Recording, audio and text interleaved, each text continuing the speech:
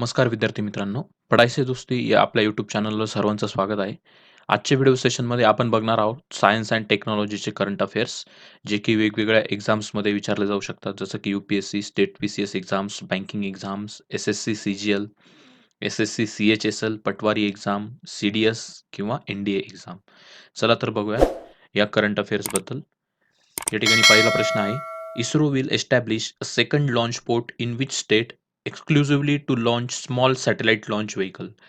जे SSLV आहेत इस्रोचे, म्हणजेच स्मॉल सॅटेलाइट लॉन्च व्हेइकल, ते लॉन्च करण्यासाठी इस्रो सेकंड लॉन्च पोर्ट कोणत्या राज्यामध्ये ओपन करत आहे? तर असा हा प्रश्न आहे. बघूया त्याचं उत्तर. याचं उत्तर आहे तमिळनाडू. या ठिकाणी तुम्ही बघू शकता, on the capacity building front a second launch port exclusively for small satellite launch vehicles is planned to establish in Thoothukudi district of Tamil Nadu. Okay. So तामिळनाडूमधला हा जो थुथुकुडी जिल्हा आहे, या जिल्ह्यामध्ये हे second satellite launch port ISRO open करत आहे. ओके. जेणेकरून आपण जे काही स्मॉल सॅटेलाइट लॉन्च व्हेइकल्स आहे, ते तिथनं प्रक्षेपित करू शकू. ओके. तर ध्यानात ठेवा याबद्दल. पुढचा प्रश्न आहे, which satellite would be launched by ISRO on January 17, 2020 as a first satellite of the year 2020? 2020 मध्ये इस्रोने कोणता सॅटेलाइट लॉन्च केला जो की या 2020 वर्षातला पहिला सॅटेलाइट ठरला आहे. 17 जानेवारी 2020 ला इस्रोने लॉन्च केला होता. याचं उत्तर आहे GSAT-30. So India's telecommunication satellite GSAT-30 was successfully launched into geosynchronous transfer orbit on January 17, 2020 from Kourou launch base, French Guiana by Ariane 5 VA251 launch vehicle. Okay. So फ्रान्सचा एक सॅटेलाइट लॉन्च व्हेइकल बेस आहे, जो की कोरूमध्ये आहे. कोरू कुठे? French Guana, दक्षिण America खंडामध्ये. तर ही फ्रान्सची ओव्हरसीज टेरिटरी आहे. तर या टेरिटरीच्या वरती फ्रान्सचा हा जो बेस आहे, कोरोव लॉन्च बेस, तर या ठिकाणाहून आपण हा सॅटेलाइट लॉन्च केलेला आहे, ज्याचं नाव आहे GSAT-30. हा एक टेलिकम्युनिकेशन हेवीवेट सॅटेलाइट आहे, बरोबर? तर ध्यानात असू द्या. पुढचा प्रश्न आहे, ISRO has sign a pact with Indian Institute of Astrophysics to establish an optical telescope under which project? Okay. So इस्रोने इंडियन इन्स्टिट्यूट ऑफ ॲस्ट्रोफिजिक्स सोबत टाइप करून एक ऑप्टिकल टेलिस्कोप एस्टॅब्लिश करण्याचा एक प्रोजेक्ट हाती घेतला आहे. तर त्या प्रोजेक्टचं नाव काय किंवा कोणत्या प्रोजेक्ट अंडर हे काम इस्रो करत आहे? सो या प्रश्नाचं उत्तर आहे Netra. Indian Space Research Organisation has inked a pact with Indian Institute of Astrophysics to pave the way for collaboration in establishing optical telescope facility under the project Netra for tracking space objects. बरोबर. तर अवकाशामध्ये अशा प्रकारच्या ज्या काही वेगवेगळ्या space objects असतात, तर याच्यावरती निगराणी राखण्यासाठी आणि आपल्या सॅटेलाइटची सुरक्षितता एक एन्शुअर करण्यासाठी आपण हा एक प्रोजेक्ट हाती घेतलाय, ज्याचं नाव आहे प्रोजेक्ट नेत्रा, जो इस्रो आणि इंडियन इन्स्टिट्यूट ऑफ ॲस्ट्रोफिजिक्स या 2 संस्था मिळून अंमलात आणत आहे. बरोबर. पुढचा प्रश्न बघूयात. The Indian Space Research Organisation has set up a regional academic centre in which state? Okay. So इस्रोचे खूप सारे वेगवेगळे सेंटर्स पूर्ण भारतभर आहे आणि भारताच्या बाहेर पण आहे. तर असंच एक इस्रोनी रिजनल अकॅडमिक सेंटर कोणत्या राज्यामध्ये रिसेंटली लॉन्च केलंय? तर याचं उत्तर आहे Karnataka. So ISRO setup regional academic centre for space in Karnataka. So ISRO is partnering with National Institute of Technology Karnataka to carry out advanced joint research and development activity in the area of space technology and its application. Okay. So space technology आणि त्या संदर्भातले जे काही application आहे, त्याबद्दल वेगवेगळ्या developmental ॲक्टिव्हिटीला scope देण्यासाठी इस्रो आणि NIT कर्नाटका या 2 संस्थांनी मिळून एक रिजनल अकॅडमिक सेंटर स्थापन केलेलं आहे, जे की कर्नाटकाच्या NIT national institute of technology मध्ये आहे. Okay.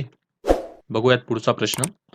Who has develop the Bhuvan panchayat 3.0 for better planning and monitoring of government projects? Okay. So Bhuvan panchayat 3.0 हा एक खूप महत्वाकांक्षी प्रोजेक्ट आहे गव्हर्नमेंटचा. तर तो कोणी डेव्हलप केलेला आहे? बघूया त्याचं उत्तर. उत्तर आहे इस्रो. तर इस्रोचं जे भुवन पोर्टल आहे ते तुम्हाला माहीतच असणार. तर भुवन पोर्टलच्याच मध्ये एक पार्ट आहे भुवन पंचायत म्हणून. So for better planning and monitoring of governments project, ISRO launch Bhuvan panchayat web portals version 3.0. Okay.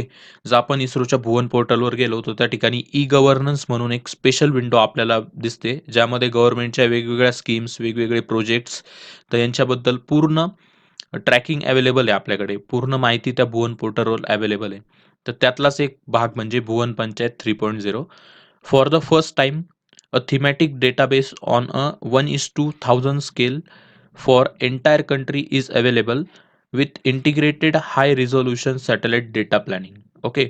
So एक हाय रिझोल्यूशन मॅप इस्रोने अवेलेबल करून दिला आहे, जो की वेगवेगळ्या टाउन्सच्या प्लॅनिंगसाठी आपल्याला कामात येणार आहे. So Bhuvan is a Sanskrit word for Earth, is a geo portal of ISRO allowing host of services covering visualization, free data download, thematic map display and analysis, timely information on disaster and project specific GIS application. कोणतेही नैसर्गिक आपत्ती, मानवनिर्मित आपत्ती किंवा इतर कोणतेही विकासात्मक कार्य चालू असतील, तर त्याचं रिअल टाईम मॉनिटरिंग करण्यासाठी भुवन आपल्याला डेटा प्रोव्हाईड करतं. तर भुवनचेच वेगवेगळे अजून सब पोर्टल्स आहे भुवन पंचायत अंडर, जे की आपण यूज करू शकतो. ते म्हणजे Bhuvan Bhujal ground water prospect information system आहे ही. त्यानंतर school Bhuvan, and e learning portal for students. Then ENVIS program of ministry of environment, forest and climate change to monitor the climatic activities. Then Bhuvan Ganga enables people participation in providing vital information for Clean Ganga project. Then we have Srishti Drishti. It is a integrated watershed development program. Okay, available by this Bhuvan. Okay, बघूयात पुढचा प्रश्न. Which satellite launch by ISRO was made by three youngsters from an Israeli school?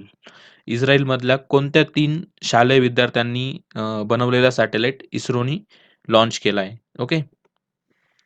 तर त्या सॅटेलाइटचं नाव आहे Duchifat 3.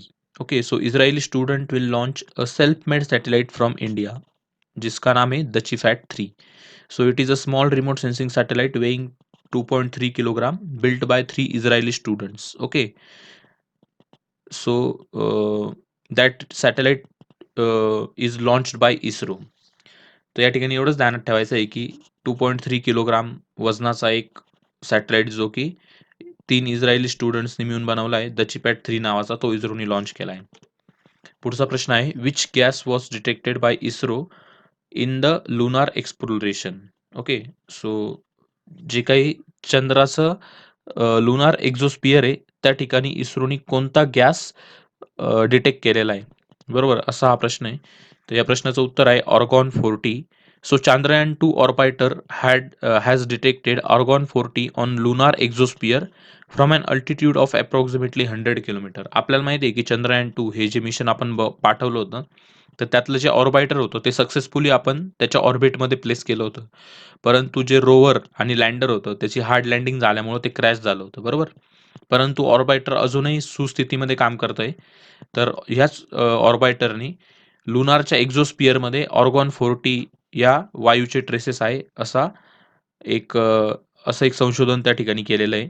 तर ही गोष्ट एक ध्यानात ठेवा. एक्झामला विचारलं जाऊ शकतं. पुढचा प्रश्न आहे, which space agency has received a patent for its liquid cooling and heating garment for human spacecraft? Okay. आपल्याला माहिती आहे की जे आपले अंतराळवीर वेगवेगळ्या यानामध्ये प्रवास करतात, तर त्यांना एक विशिष्ट प्रकारचे कपडे गरजेचे असतात, जे की त्या हवामानाला सुटेबल असतील. तर अशा प्रकारचे liquid cooling and heating garment कोणत्या संस्थेने डेव्हलप केले, ज्याला सध्या पेटंट मिळालेलं आहे? बरोबर. उत्तर आहे ISRO. So ISRO has got Indian patent for its liquid cooling and heating garment that is suitable for space application. So the patent is valid for 20 years from the date of application, that is February 8, 2016, and was granted on June 2019. Okay. So इस्रोनी फेब्रुवारी 2016 मध्ये apply केलं होतं, त्यांना जून 2021 मध्ये ते patent मिळालेलं आहे. तर अशा प्रकारचा एक सूट इस्रोनी बनवला आहे, जो की अंतराळवीरांसाठी अ, कामात येऊ शकतो ज्यावेळेस त्यांचं स्पेस मिशन असणार त्यावेळेस. तर विद्यार्थी मित्रांनो, पुढचा प्रश्न आहे या ठिकाणी, what is the name of ISRO's young scientist programme 2020? तर जे काही शालेय विद्यार्थी आहे, तर त्यांना स्पेस ॲप्लिकेशन, स्पेस टेक्नॉलॉजीबद्दल कुतूहल निर्माण व्हावं आणि त्यांच्यातली जी वैज्ञानिक दृष्टिकोनाची भावना आहे, ती वाढीस लागावी यासाठी इस्रोनी एक यंग सायंटिस्ट प्रोग्राम लॉन्च केला आहे. त्याचं नाव काय? तर या ठिकाणी तुम्ही बघू शकता, Young scientist programme 2020. ISRO has set to conduct Young scientist Programme that is Yuva Vigyani कार्यक्रम, that is युविका 2020, युवा वैज्ञानिक कार्यक्रम. The ISRO's Young Scientist Program has been started with the broad objective of imparting basic knowledge of space technology among school children. Okay. तर हे नाव ध्यानात ठेवा. युविका हा त्याचा शॉर्ट फॉर्म आहे आणि फुल फॉर्म आहे युवा विज्ञानी कार्यक्रम. तर अशा प्रकारे विद्यार्थी मित्रांनो आपण वेगवेगळे प्रश्न या ठिकाणी डिस्कस केलेत. पुढचा प्रश्न बघूयात. ISRO will set up it's first human space flight centre in which city or district? Okay.